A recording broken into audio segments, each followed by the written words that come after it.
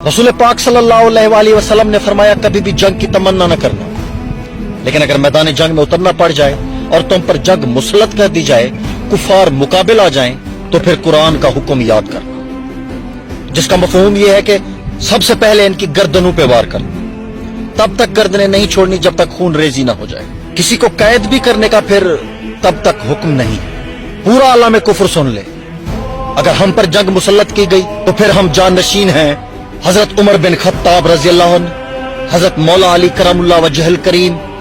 Khalid इब्न Waleed, साद बिन अबी Waqas,